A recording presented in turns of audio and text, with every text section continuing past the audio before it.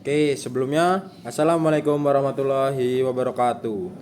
Izin memperkenalkan diri, nama Zaki Ajib Dainaka, NPM 2578334 dan saya dari kelas 1A TRPL. Di sini ada tugas video dan menjelaskan topik-topik pertemuannya.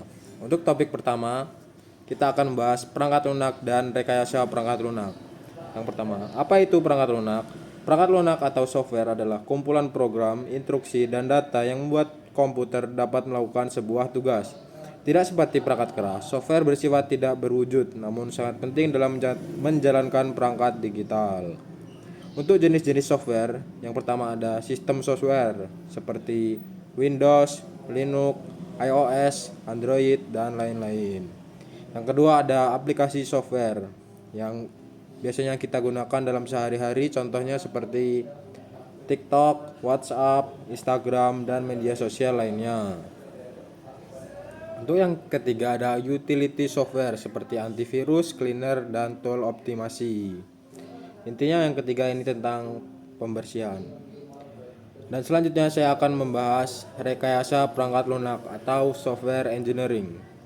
Rekayasa perangkat lunak adalah bidang ilmu yang membahas cara merancang, membangun, menguji, dan memelihara perangkat lunak secara sistematis, terukur, dan dapat dipertanggungjawabkan.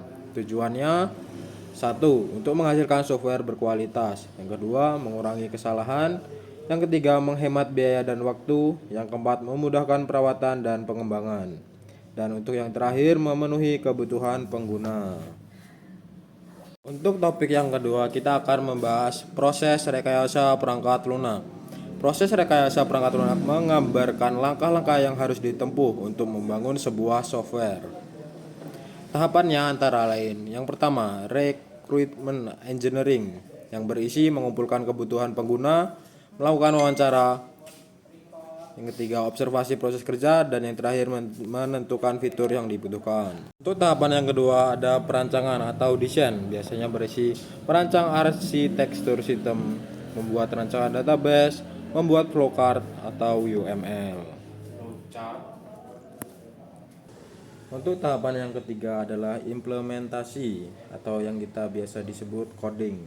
Biasanya berisi menuliskan kode program, menggunakan bahasa pemrograman sesuai kebutuhan, atau mengubah desain menjadi aplikasi nyata.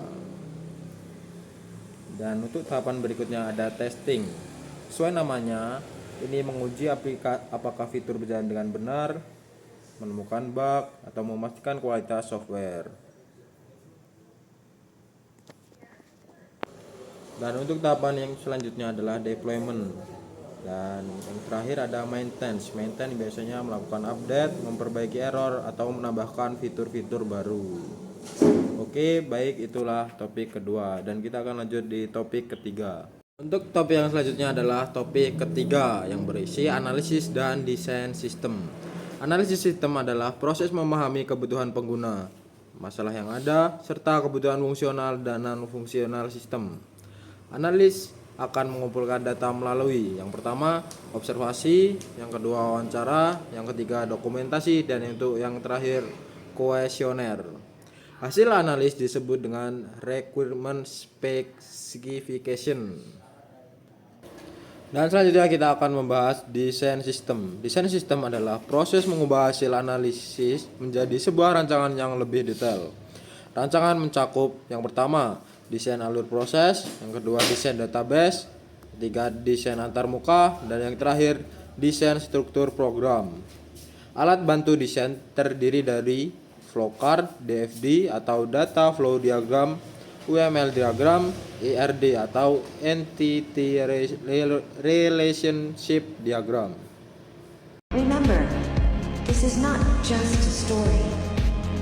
This is our future. Dan untuk yang selanjutnya adalah topik keempat, yaitu SDLC atau Software Development Life Cycle.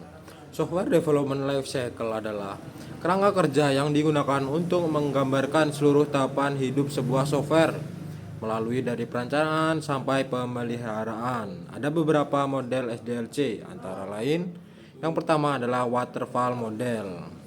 Model ini biasanya paling klasik, pengembangan dilakukan berurutan dari tahap awal hingga akhir. Model ini cocok untuk proyek dengan kebutuhan yang stabil.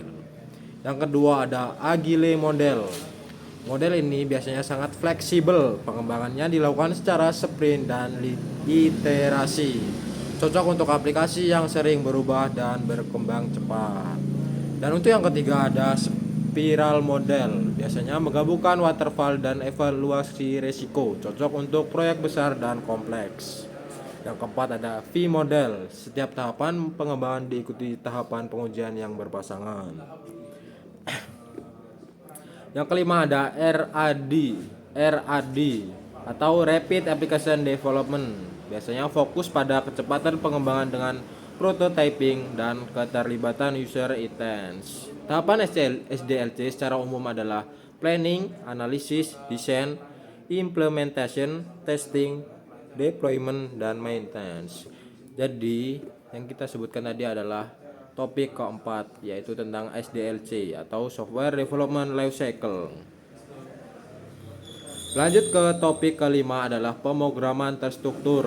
Pemrograman terstruktur adalah pendekatan pemrograman yang menggunakan logika yang jelas, terurut, dan tidak menggunakan konsep objek. Ciri-cirinya memiliki 3 struktur utama. Yang pertama, sequence, selection, dan looping. Program ini dibangun di atas ke bawah dan tidak memiliki kelas atau objek. Dan ada contoh-contoh bahasa terstruktur. Biasanya C, Pascal, dan Basic. Basic kelebihannya mudah dipahami dan dipelajari, cocok untuk program yang kecil. Kekurangannya tidak cocok untuk aplikasi besar dan sulit diperluas atau diperbaiki. Dan itu dia adalah topik kelima tentang pemrograman terstruktur. Dan selanjutnya adalah topik keenam, pemrograman berorientasi objek atau OOP. OOP adalah teknik pemrograman yang menggunakan objek sebagai dasar pengembangan. Konsep utama OOP, yang pertama ada class, yang biasanya blueprint atau cetak biru dari objek. Yang kedua ada objek, wujud nyata yang dibuat dari kelas. Yang ketiga ada encapsulation, menyembunyikan data agar lebih aman dan rapi. Yang keempat ada inheritance, pewarisan sifat dari kelas induk ke kelas anak. Yang kelima ada polymorphism, atau satu fungsi bisa memiliki banyak bentuk. Yang keenam ada abstraction, menyembunyikan detail yang tidak diperlukan oleh user. Kelebihan OOP adalah yang pertama lebih mudah dikembangkan, yang kedua kode lebih rapi dan modulur, yang ketiga ada lebih efisien untuk program yang besar. Contoh bahasa OOP ada Java, C++, Python, PHP, dan OOP. Yang ketujuh ada topik 7, kita akan membahas UML atau Unified Modeling Language. UML adalah bahasa pemodulan visual yang digunakan untuk menggambarkan, merancang, dan mendokumentasikan sistem sebelum proses coding dilakukan. Ada 2 jenis diagram utama. Yang pertama, struktural diagram berisi struktur statis sistem meliputi kelas diagram, objek diagram, serta komponen diagram, dan yang terakhir deployment diagram. Yang jenis kedua, behavioral diagram, menggambarkan perilaku sistem meliputi yang pertama use case diagram, kedua activity diagram, ketiga sequence diagram, yang keempat adalah state machine diagram. Fungsi-fungsi UML yang pertama adalah mempermudah komunikasi antara tim, yang kedua mencegah kesalahan sejak awal, yang ketiga memberikan gambaran yang jelas sebelum coding dimulai. Jadi begitulah pembahasan tentang video ini dari topik 1 hingga topik ke-7. Yang pertama, topik yang ke-1 tentang perangkat lunak dan rekayasa perangkat lunak. Yang kedua ada proses rekayasa perangkat lunak, dan topik ketiga ada analisis dan desain sistem. Yang keempat ada SDLC atau Software Development Lifecycle. Yang kelima, topik kelima, pemrograman terstruktur. Topik ke-6 ada pemrograman berorientasi objek atau biasa kita sebut OOP. Dan yang ke-7 ada UML atau Unified Modeling Language. Itulah penjelasan lengkap mengenai topik-topik PRPL